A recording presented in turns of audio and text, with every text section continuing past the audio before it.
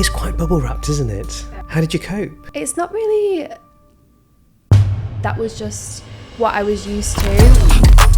Oh God, I'm upset. Say hi to the vlog. Obrigada. Jazz it up a little. And then you're saying you found that difficult. I'd just not been exposed to a certain type of person before. So I want to ask you a personal question, actually. Do you feel beautiful?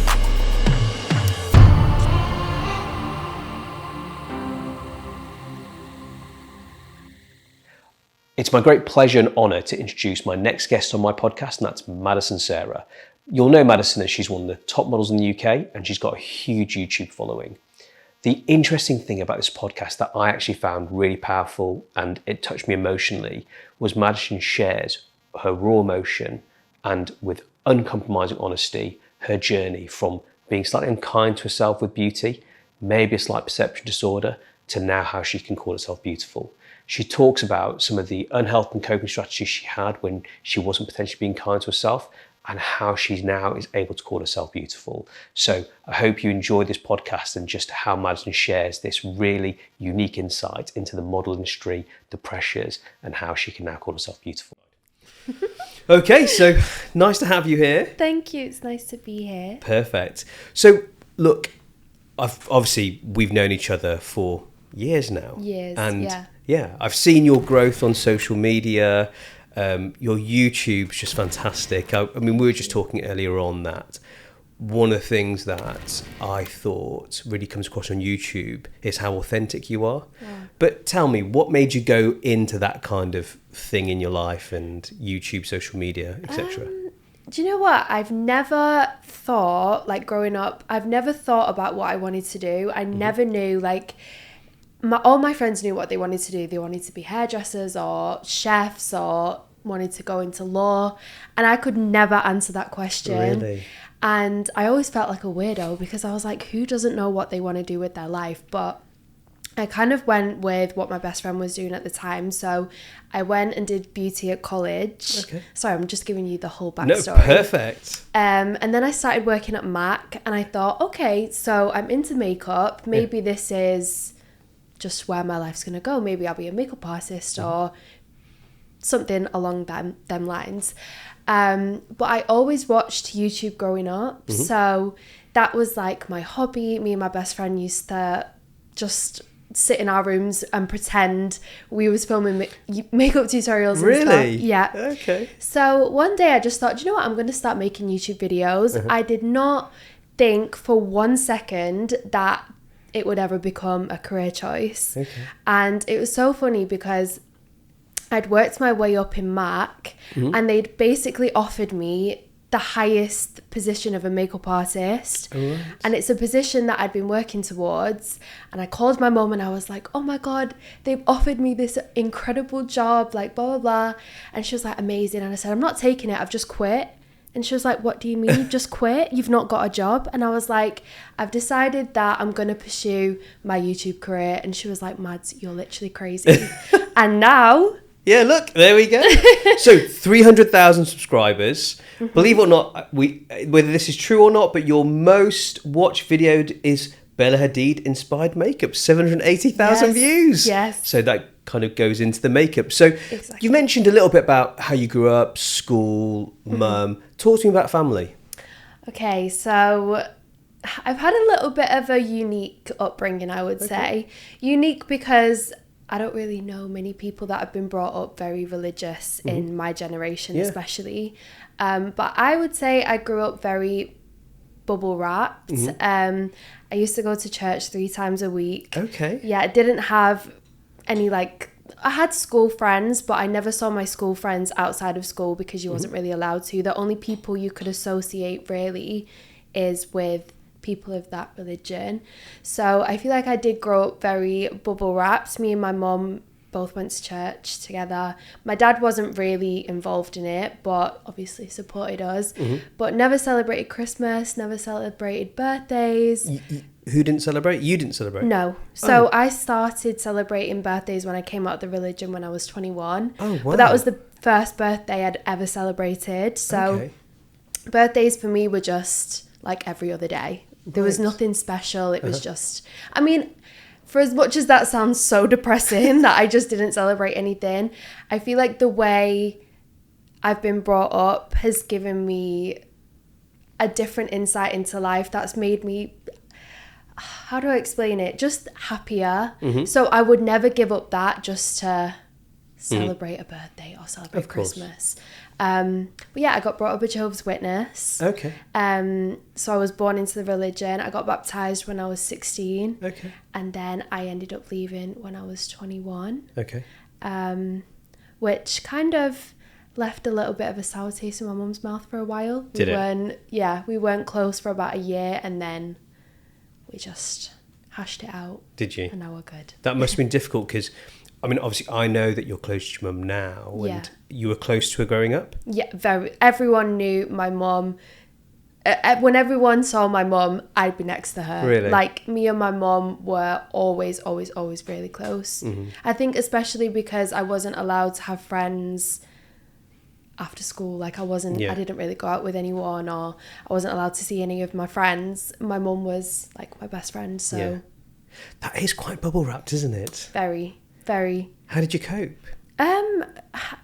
It's not really, I wouldn't say I coped, because there was nothing to cope with. That was just what I was used to. Yeah, so for you it was just normal. It was just life. normal, yeah. I mean, I'd probably say I started feeling it when I was about 15, and my friends used to go and drink on a park, and I was never allowed to do that. So I'd probably say I started. You never missed out there. I'm just telling you right now. Yeah, absolutely.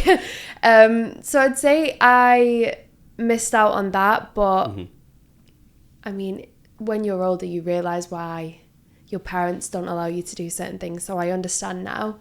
But yeah, I wouldn't say that I've ever felt like I went without, or I was missing out on anything. Yeah. So Yeah, I think that probably goes a little bit to your mindset as well. Yeah. You're quite a positive thinker, aren't you? yeah, definitely. Okay, perfect. So, but now I see you're in church now, aren't you? Yes. Yeah, and I see you post, is it Audacious? Yes. Okay, tell me about that.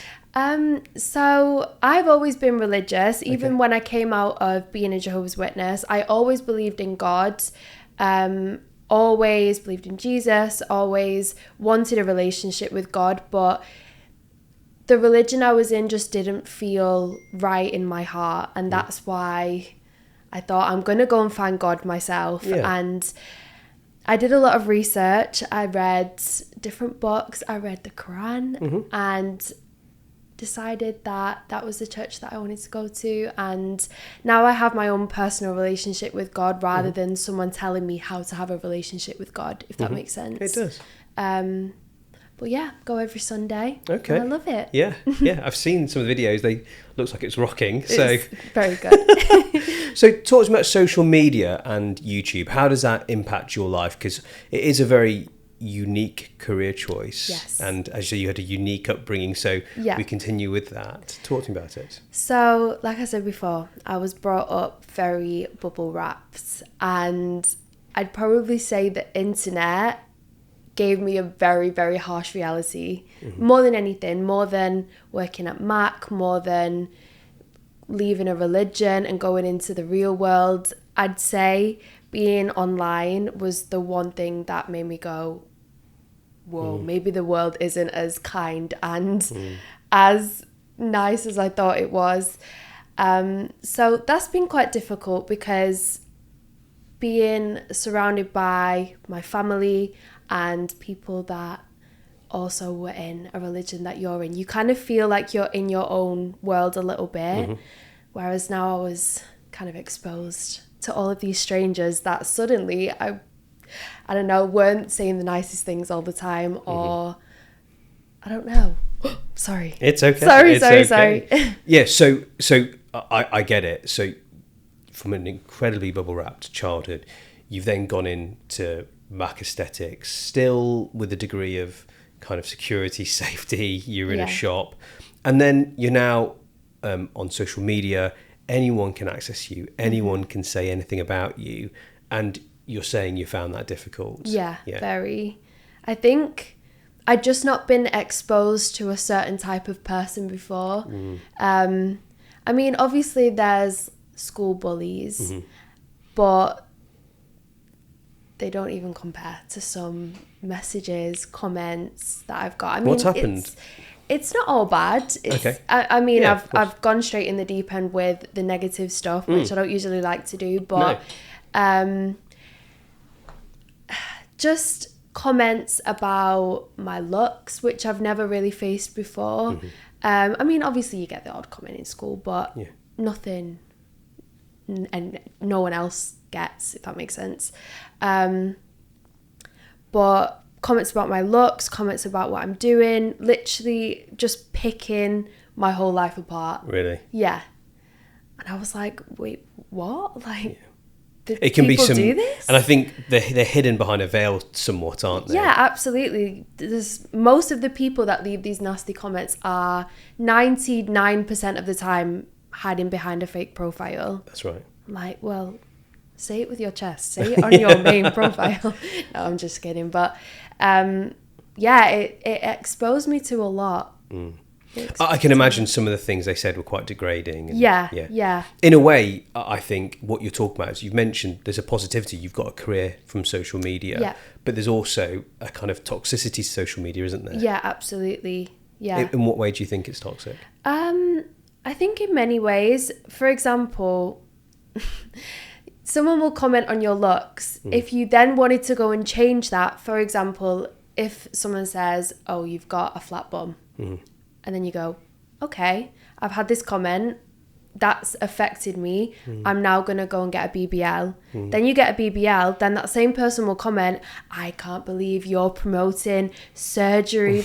And you're like, you can't win. Yeah. Like, I either embrace what I have and try and get other girls to do that, and I'll still get hate, or I decide, actually, this is what I want to go and do, and then you still get hate because you're promoting the wrong things. You literally can't win. And I think that's why it's toxic, isn't Yeah, it? it's so you're in toxic. this cycle where no matter what you do, there's going to be negativity to it. Yeah, exactly. And that's where I've had to learn to kind of focus on my own opinion, because everyone's always going to have their own opinion.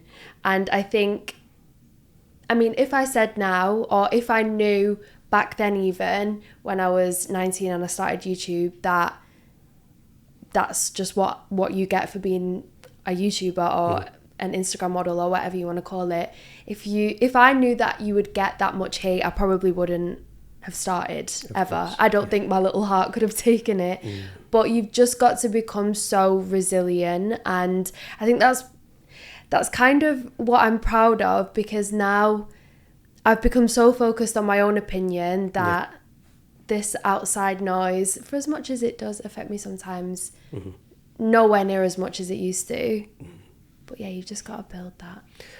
You know, it's interesting listening to you, because people talk about the pressure social media puts on them, and you've mentioned a few times. So do you think social media pressured you on your kind of body, your image and stuff like that? Oh my gosh, yes.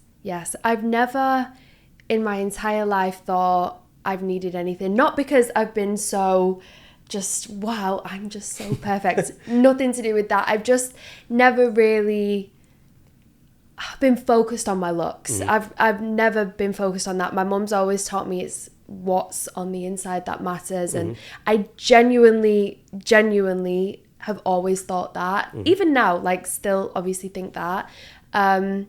But when you get these little comments, and then you get more comments, and then people are bringing up the same thing that someone else has brought up, you kind of think, okay, so do I need to go and get a BBL, or do I need my boobs to be bigger or my waist to be smaller? I mean, throughout my social media career, I'd probably say my weight has like fluctuated, and people will definitely tell me about it. Really? Oh, absolutely. People comment on your weight just freely? Apparently now I'm malnourished. Okay. But I've had points where, oh, she's not put down the pie, has she? And I'm like, right, wow. Great, lovely. So you can't win. Yeah, you can't win. But yeah, that's been different. Do you feel the pressure?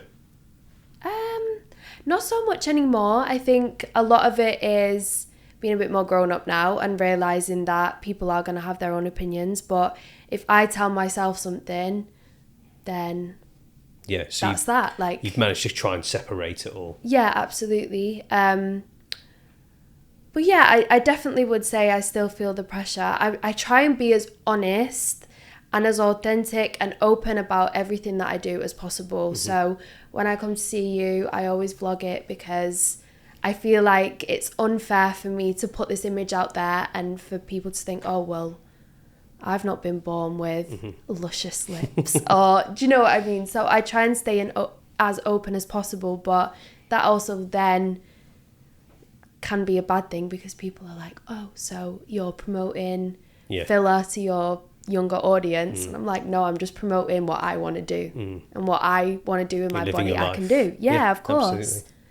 So that's my direction. No, I get it. So I want to ask you a personal question, actually. Okay. Do you feel beautiful? I do. I do. I have my down days a lot. I think if you would have asked me this 2 years ago, I've just turned 25. We don't mention people's ages. I was banned from mentioning ages. I want to say that right now. She mentioned it herself. So I've just turned 25. If you asked me this when I was 23, I would have said, no, I want this, that. I need to lose weight. I need to do this. I need to go and get a BBL, blah, blah, whatever. But now I think getting older, I think I have a beautiful soul and that to me shines. I think sometimes if I'm ever in a darker place, I've come to you and you've been like, your light's not here today. But my soul is what I think makes me beautiful. But I mean, on the outside, because we're talking about outward appearances at the minute.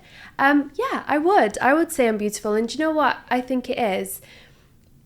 I've had a lot of negative comments about my looks before. And I've had a lot of positive comments. So I think it can confuse your brain a little bit because I'm like, you can kind of get body dysmorphia from that because I'm like, am I beautiful? Am I not? Am I fat? Am I thin? Am I like, what am I? But the minute you decide what you are, then you become that. Yes. So if I tell myself I'm beautiful, no one else can tell me otherwise because I've decided in my mind that I'm beautiful. Yeah. And that's where we're at. Yeah, it's good. I think what you're talking about is a coping strategy to do with this stuff. So I'm going to take you 2 years ago, 3 years ago, if that's okay. So when perhaps you were at that point of still exploring. So, and you would have said, you know, I don't feel beautiful. Yeah. Talk to me about that. How was that? You know, we're talking about how you are now, but what happened then? How did you feel? How did you react? So when I was 23, I had my teeth done. I had my boobs done. I had, I think, more than I'd like to admit done. I was even thinking about having liposuction and that now, looking back, I'm not okay. Like that is so crazy. But I just, one, let the comments get to me. Yeah. I don't think I was doing a lot of internal work, which I think is huge. I don't think that's spoken about enough. I think women and men as well can be so focused on their outward appearance because that's just what social media is. That's what Instagram's there for. You can't see someone's inside from an Instagram picture. And I can't remember where I was going with that. So, I think where you're going is, look, you did a lot of things at that age, and the negativity had got to you a little bit. Yeah. And you kind of were in the process of exploring internal, external, and you're still in that kind of tension. Yeah, absolutely. And I just think if you're... I actually can't remember where I was going with that. That's really annoying. Sorry. No, it's okay. It's okay. So... You've had all these procedures done. Did it make you feel better? No. Why?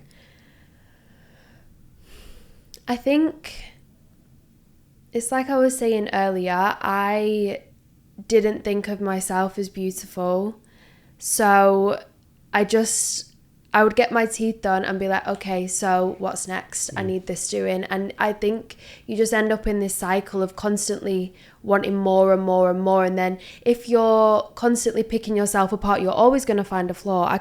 If you ask me to find flaws on myself now, I'll find them, but I've now accepted them. That's part of me. And I think they're beautiful. Yeah. Yeah. I know, because, you know, I see some of the people who follow you, they come and see me. And I think it'll be a big shock to them for them to think that even 2 years ago you didn't feel beautiful, because they think you're amazing. They think there's no issues, and we all know everyone has issues in life. Yeah. You know, I can see you've had a lot of time just journeying through this and a lot of thought process, and I want to come to that. But just going back to that moment, so you're picking apart flaws, they're playing on your mind, you're trying to take action that you think is going to help, but it's not. Do you think you had a bit of an issue back then? If you asked me at the time, I'd probably say no. But looking back, probably. Yeah, probably. I think I suffered a lot with body dysmorphia. I don't think I could really see myself when I was looking in the mirror. I felt like I was looking at someone else and then picking that person apart. Yeah. The flaws, as you said. Yeah. Do you think it was the comments that brought that out? I think they played a big part. I do think they played a big part, but I also think social media in general is the main culprit. So just because I have a following doesn't mean it's any harder for me than it would be for someone with 1,000 followers. We all follow people that we think are beautiful on Instagram, and I think scrolling and looking at these beautiful girls, you then start comparing. So I think, yes, having a following and getting these comments from random people was obviously difficult, but I think the biggest part is just being on social media, period. I think it's difficult. One of the reasons I ask you this, because I know you've gone through a journey. I know, you know, the journey myself and how, you know, great it's been. We're all still on that journey. So you were at that moment, you were getting things done, it wasn't making you happy. How did you get to this point now where you can now say, I do find myself attractive, I am beautiful? So therapy was one thing that kind of sparked me to start thinking a little bit differently. I'd probably say that's the main thing. I just started thinking a little bit differently. I got to a point, I think it was just as we was coming out of lockdown actually, that I'd been so focused on how I looked. And for example, I wouldn't go out with my friends because I'd be so scared of eating out. That is so ridiculous. I'd become this person where we'd go to a restaurant, I'd pretend I'm not hungry because I don't want to eat the things that they were eating. And I lost my personality, and I was like, this is not me. I've always been very bubbly. I've always been nice to be around. I don't want to toot my own horn, but I always think I'm nice to be around. Yeah, of course. And I just lost that. I was just miserable. I felt like I was in a cycle of just, I want this doing and I want this doing. And I just got to a point where I was like, I'm so bored. I'm so bored of bullying myself that I started doing a lot of internal work. I started journaling, which was the best thing I could have ever done. Really? I think for me, that putting my thoughts out on paper, it just made me see my own thoughts, and I saw how horrible I was to myself. And I think as an overthinker, it just, I don't know, it kind of, once I saw it out, I could start picking apart reasons why I was picking myself apart, if that makes any sense. It does. And I saw it and I was like, right, okay, so I need to start making changes on this. And honestly, I couldn't recommend enough working on your inner self for your outward self enough. Yeah. That is the main part for me. Yeah. Yeah, the power of journaling can be so strong. Part of the reason of that is it puts you into the moment, and it sees yourself as a differently to just living on autopilot. So you start reviewing things, you start deciding, do I want to be like this, do I not want to be like this? And so journaling can be a very powerful, and I can understand how that made quite a big change for you. So in that time, or even other times, has there been positive role models, people that have inspired you, things that have helped you?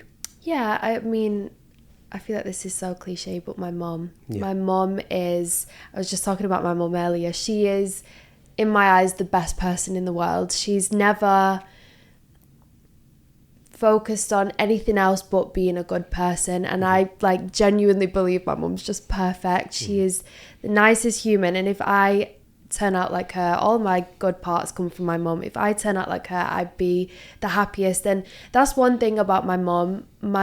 I still believe that my mum is very bubble wrapped. I believe that she kind of lives in her own world. She has no idea about what's actually going on. She's just happy-go-lucky, goes to church. And I kind of envy that sometimes, because I think being exposed to social media, you're obviously exposed to hatred, you're exposed to negative people, and I don't know, just to be my mum and in her own little world would be nice. It's so funny. I was saying something like this the other day, obviously not referring to your mother, but but I feel when you start getting some traction on whether it's social media or in the press, you become a bit of a tall poppy. And one thing that really 100% happens to tall poppies is they get cut down at some point. And I think when you start growing and you start getting that, then it's pretty much guaranteed, especially with how the UK is and how the social media and press are, that you're probably going to get cut down at one point. And it's probably the cycle of a tall poppy. And then you rise again.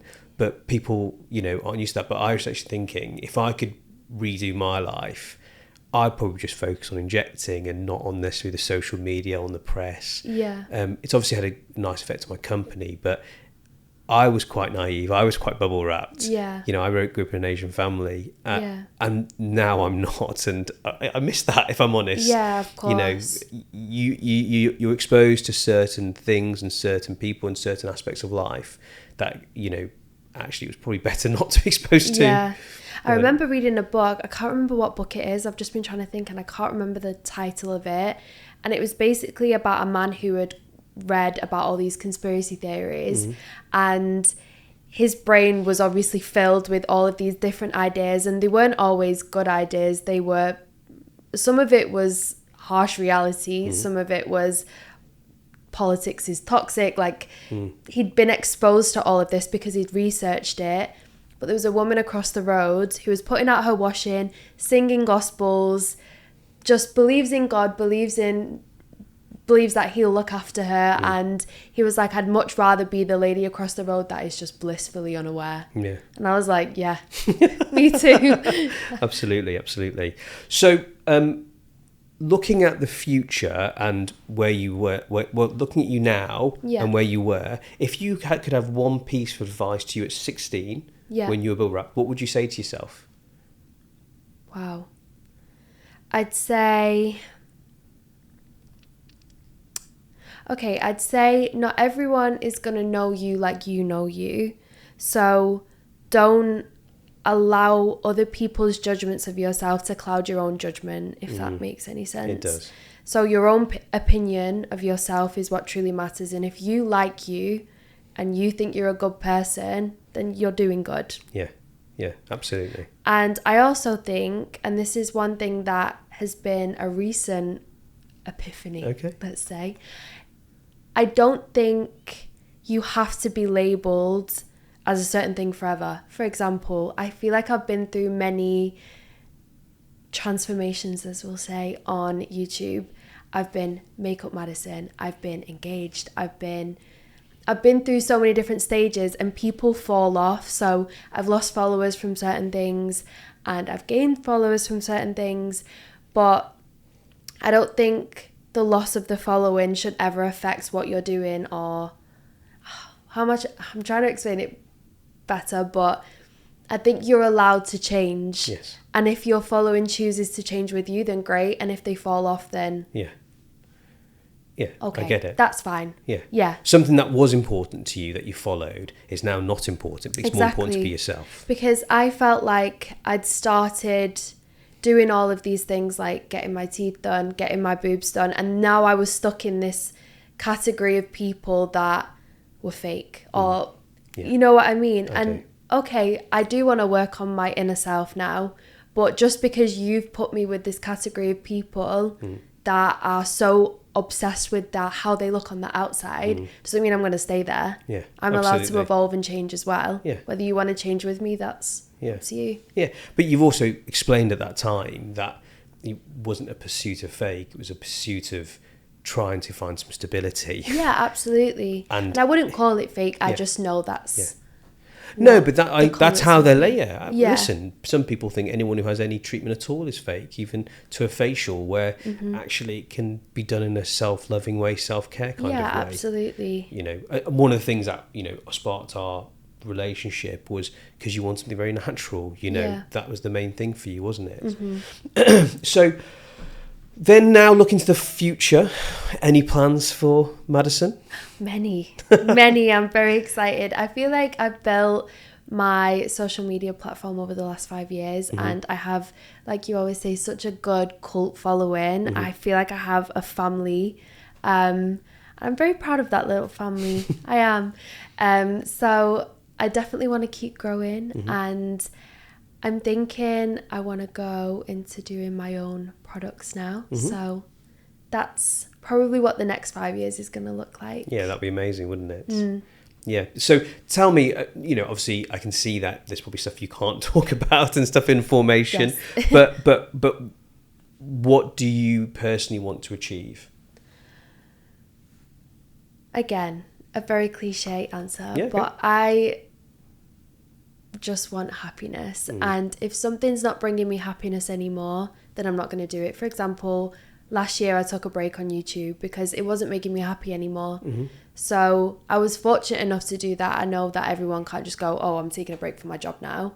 But I took 3 months off YouTube and then fell back in love with it again. So as long as I'm happy, then that's all that matters to me. But I would definitely love to pursue some of my passions. For example, I still love makeup. So I'd love to do something along them lines. I love fashion.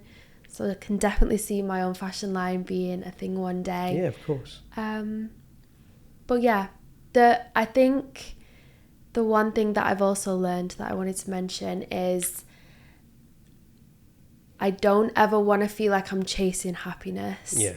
Because I feel like then you're missing out on so much. You're missing out on the journey. I feel like that's how I've always felt. I've always been chasing looking better, or I've been chasing happiness, and I've not actually lived in the moment. I've not realised, oh my God, I'm literally doing what 13-year-old Mads would be so proud of. Yes. This is everything I've worked for. So yeah, I'm not saying happiness is in, I'm going to chase happiness. I'm saying I just want to stay happy. Yeah. You know what's so interesting? I think happiness as a concept is such an interesting topic, and pretty much everyone in life is pursuing this thing called happiness, and the question is, for how many people is it attainable? Yeah. For me, happiness would have probably been to do with family, to do with jobs, to do with success, but I realised that my happiness measures just constantly moved. So I was just never happy. Yeah, But absolutely. I was ambitious. Yeah. So, you know, I actually flipped up a little bit, and I actually thought happiness is this kind of thing, this pursuit that was almost impossible. And I then focused on contentment. Okay. You know, so living in the moment, as you said, I'm content with where I am. I'm accepting where I am. I still maybe have ambitions. I still maybe have purpose. Yeah. But and there are probably interchangeable. But are you happy? I think is so fluctuating for me. Yeah. You know, have I had a nice coffee or not? But am I content? Can be something sustainable, something that is, you know, just goes through even up and down times. Like I said, we all go through up and down times. Yeah, absolutely. And I think happiness wouldn't be as sweet if it wasn't for the opposite emotion. Yeah, I completely agree with you. And I think sadness is also very beautiful. I think it means you're human. And I think, like I said, it makes the happiness just that little bit more. Very good, very good. I couldn't agree with you more. So, is there anything you'd want to say to people who follow you or watch you on YouTube? Something that you'd like to, even something that they don't know about you? I mean, I'd like to say for my followers watching, thank you for being on the journey. And I would say, give me a moment on that one. What would I like to say? Is there something that people don't know about you? Or I know you're quite open, you're authentic in your channel. God, do you know what? I feel like that's one thing about me that I've had to learn not to do is overshare, because I feel like everyone imagine knows. you overshare a Oh, lot. absolutely. And I think there's some things that I can actually have for myself. I've overshared on everything in my life, and I think because I've wanted to be so authentic and I have wanted to be open, I've just gone, this is my life. This is everything that I'm doing. This is every breakup that I've gone through and why I'm breaking up with this person. And I'm like, actually, that doesn't need to be I might shared. have missed those episodes. So yeah, I'm trying not to overshare, but I genuinely feel like I have been so open that there's nothing. All I will say, actually, because we've just spoke about it, is how do I explain this? Sorry. I wanted to bring up... Sorry, my mind's just gone blank. Don't worry. What did you want to say? How did you want to say it? It was about transitioning from having all of these procedures, looking at myself and being like, you're gross, to you're not gross anymore. Yeah, I get it. I feel like that's been my biggest life lesson anyway. Yeah, I think, I do think even as you watch your channel, that body image journey has been so important to you. Yeah. And it's one of those things, depression used to be such a stigma. Yeah, absolutely. And, listen, 5-6 years ago, no one would admit it. No. Now it's quite commonplace. Yeah. For me, I'm not a big fan of the term body dysmorphia, actually, because I actually think lots of people have perception issues. I actually think every single person on earth has slight perception issues with the way they look. Yeah, it's just I guess the way so. we're wired. But some people, it's like some people feel low and then some people are depressed. There's no judgment there. And I think that transition from feeling a bit low with how I feel or picking a bit of the flaws can become a bit more intense and a bit more intense till you find yourself in this position where you probably do have a slight perception disorder where you're over picking flaws. Yeah, no, absolutely. And I think just a huge amount of the population have it, and especially 16, 17, 18. Oh, yeah. I think so many people have it, and because no one talks about it and how they overcame it and how they cope with it, everyone thinks they're alone. Yeah, no, that makes so much sense. So that person who's going to the restaurant and then eating and then being sick feels alone, feels shame. The person who's not eating for a couple of days feels alone, feels shame. But the truth is, so many proportion of the population dealt with it at some point in their life. Yeah. And, medically, I talk about how you potentially overcome these perception issues with your body. And actually, as you've talked, you've pretty much gone through every coping strategy. Really? Yeah. Wow. And so part of it is to bring yourself into the moment. Yeah.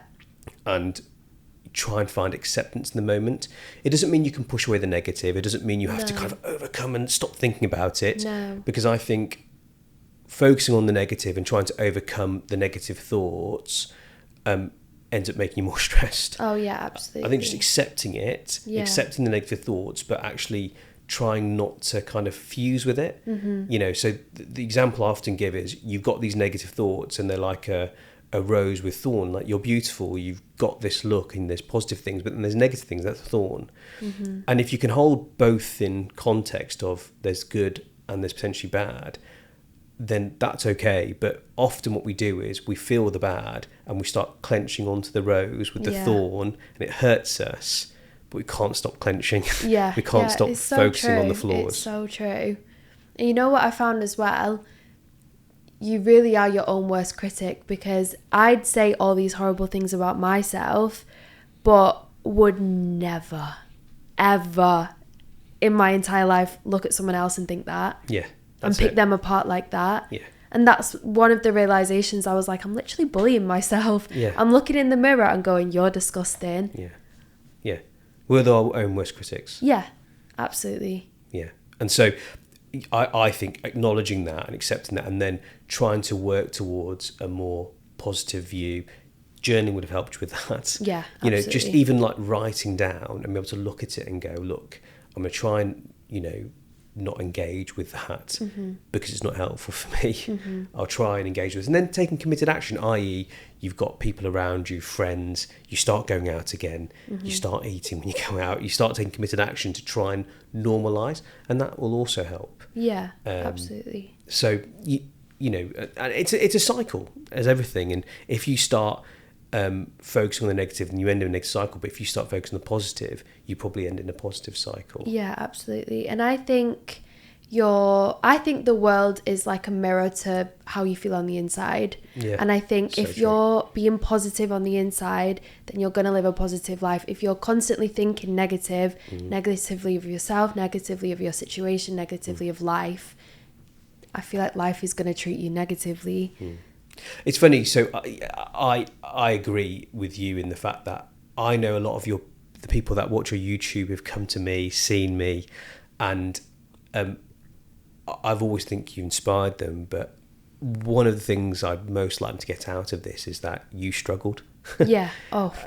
I think Yes. people don't think everyone struggles. No. But everyone struggles. I struggle, you struggle, we all struggle. Yeah. And we're all in this together. And shame can isolate us. Oh, absolutely. But there's no need. We can be No. honest, we can talk, we can overcome together.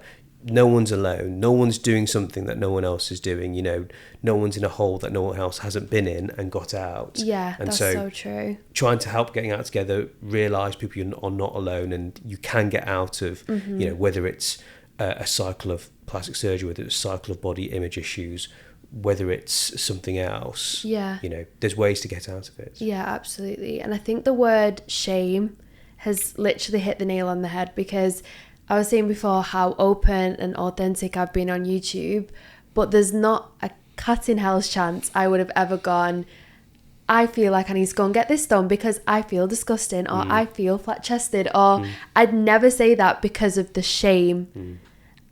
And I never wanted anyone else to know that that's how I thought of myself. So that's why I never said anything. But then again, that's how everyone feels. That's why people don't speak to their friends about it. People don't talk about it because they feel ashamed that they think like that. That's it. And I think the more we promote discussion, the more we talk about how to cope, we kind of bring that shame to the surface. And when it happens, shame and the light goes away. Yeah, absolutely. You know, it can't exist, because actually, in the end, normally what you get is acceptance. Yeah. And you find the people you need to be around that can help you and coach you through things. Yeah, absolutely. And I think if you speak to anyone of the older generation, they will have gone through it as well. Even of when course. social media wasn't a thing. That's My right. mum has struggled with anorexia in the past, and we've spoken about it, and I've gone, never knew that. Yeah. Because you won't think it now. Like, not... I think most people have gone through things. Yeah.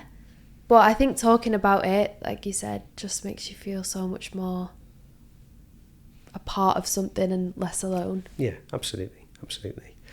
For me, I think ultimately, what I really wanted to get out is, like, I know the people that follow you. Yeah, they love you. Yeah. They care for you. I know you care for them, and you know, they think you're perfect, and it's not helpful for their mentality. No. Because you know, no one's Is perfect. that really the impression you've got? Yeah. They just go, I wish I looked like her. Stop. Yeah, I know. And you know, part of, you know, how I am, I kind of say to them, look, you know, everyone has issues, no one is saying, but you know, the whole point is to be the best version of yourself, and it's kind of what you alluded to. If the social media pressures of looking at someone trying to be that, it's impossible. Yeah. But you can be the best version of you. Yeah. And I think it'll be quite inspiring to people to realise, you know, that you've had times where you've overpicked your flaws. You know, you've had times where you've struggled and felt down, you know, and I know you kind of talk about your breakups and things like that, but I think on a beauty side, people just think, you know, you're amazing and you're perfect and I wish I looked like you. And, you know, I know that you probably think about other people and the cycle just never ends, whereas you've now got to the point where actually I am beautiful, and that's not in an arrogant way, that's just in a personal way of inside, which has then led to me accepting my outside and being happy with my outside. Yeah. And that's where I define my beauty, which is probably the most healthy space. But it takes a lot of work to get there, I think. Yeah, you know, it does. And it fluctuates, you know, that's the truth. Yeah. Oh my God, sometimes I wake up and go, right, I'm not eating today. And then I'm like, right, I've already worked on this. Yeah, very good. Stop it. Yeah. And we'll talk about your mum. Is there any other positive role models? You know what? It's so weird because I used to say my auntie because she was this businesswoman. She'd come from nothing and made this like incredible business for herself, is now a multimillionaire. And I always thought of her as my role model. And now not so much. Because even though she's got all of this money, all she does now is worry about money. Yeah. She's not happy. Yeah. She's never been happy. And I'm like, she's someone who I would say has like chased happiness or is constantly trying to chase happiness. My mum's just happy. Yeah. She's not got all the money in the world. She's comfortable. But she's just happy. Yeah, I get it. And that's why my mum's my role model. But I can't really think of anyone because my mum's just like... just with me, but no. Awkward. Oh, it's awkward. Do you know what? I actually can't think of... That's so weird. Obviously, I have people like in the industry that I look up to. Yeah, you got friends. And talk to me a little bit more about kind of the bad stuff on social, the toxicity of social, more than just the comments, the viewing, the, you know, trying to be people, things like that. I'd say I've never compared myself to anyone. I'm quite proud of that. I think a lot of that is growing up an only child. I don't know whether it is or not, but I've just never had to compare to my siblings because I didn't have any. So I've never really been someone that's gone, this person's getting more views than me. I've always just kind of stayed in my own lane. But then the only person I've ever competed with is myself. And YouTube has this thing where it will tell you on a scale of 1 to 10 how well your video's doing. Oh, right. So the last one was on a 3. I was like, great, that's good. That's good. So it's 3rd in the ranking. Oh, okay. But if you're getting a 9, I'm like, I'm deleting it. Like, I've spent hours and days trying to film this video and YouTube is telling me it's bad. Oh, God. So I think that can be harsh sometimes because you've put all of your effort into something. You think you've posted this great video and the public essentially is like your boss because they're going to tell you whether your work is good or not. Oh, gosh. And it's not someone saying this is a good video or this is a bad video. Sometimes by it just not getting a lot of likes or not getting a lot of views, it's not a great video. And that can sometimes be like, oh, mess with your head a little bit. Nice. Yeah, great. I'm really inspired by your honesty on the kind of body image and social stuff and just the journey in general, you know, and I look forward to seeing more of kind of the product and potentially lines or makeup or whatever it may be where you put yourself to. I understand you've done 5 years of social and you're really proud of that, and then something else to come, and I'm looking forward to that, and you know, we'll all watch this space, see what's happening. But thanks so much for coming on and being so honest. Thank you for having me. Of course. So I hope you enjoyed the podcast like I did. I just thought it was so fascinating how honest Madison was. And one of the things I noticed is she shared what the mirror is saying to her. And the really interesting thing about the mirror and what the mirror says to us is it's personal. Sometimes our family don't know. Sometimes our partners don't even know what the mirror is really saying. And she talked about times that potentially it was a bit negative what the mirror was saying and how she took negative behaviours. And we talked about how to make it positive. But it's important that when we get into that place where it's slightly negative, we know what to do. I just want to comment on some negative thoughts that can happen with the mirror so we can call them out and we can be careful of them. Number one, you can get a toxic focus on a small thing, an imperfection, even a flaw, a perceived flaw that's not a flaw. So we need to understand that can happen. Number two, we can have false beliefs. We can look at our body and we can overjudge it, be unkind, and create false beliefs that just are not true. And that can lead to intrusive thoughts, thoughts that dominate our thinking about how we are, how we feel about our bodies. And this can be really unhelpful and can lead to negative actions that are self-sabotaging. So we have to be careful that can happen, and we can also suffer in secret. So these are things that can happen that we need to be mindful of and need to make sure that if that's happening, we acknowledge it and we can move forward. So how do we deal with it? The first way to deal with it is we have to reframe what's going on. So we understand there may be some negative thought patterns, some negative behaviours, and we're looking to reframe that thinking. Maybe we're not being very kind to our body. Maybe we're being too hard on ourselves. And we need to think about how do we move that to positivity. Acknowledge where we are, acknowledge that we're going to move forward. The second one is refocus. Let's refocus our attention. I'm going to give you an example. Social media. Are you using social media to look at potential images of others that are probably edited and being hard on yourself? Comparison in a negative way. If that's the case, take some time off social media. Take your time to spend it on positive things rather than things that are judgmental, rather than things that are negative. The third thing is reorder or realign. When we reorder and realign, we can look at potentially getting help. If you feel you may have body dysmorphic disorder, a perception disorder, you can go see your GP, you can go see your psychologist. Many people aren't aware it's 1 to 2% of the population that have body dysmorphic disorder in the adult world. That's a lot of people. You're not alone. There's lots of help out there. There's lots of resource. So one of the ways of realigning is getting the help you need and trying to refocus yourself on the positivity and reframing your thinking. You know, everyone's here to help, so don't worry, you're not alone and you are enough. And if anyone can do this, you can. So until next time, stay well and I'll see you soon.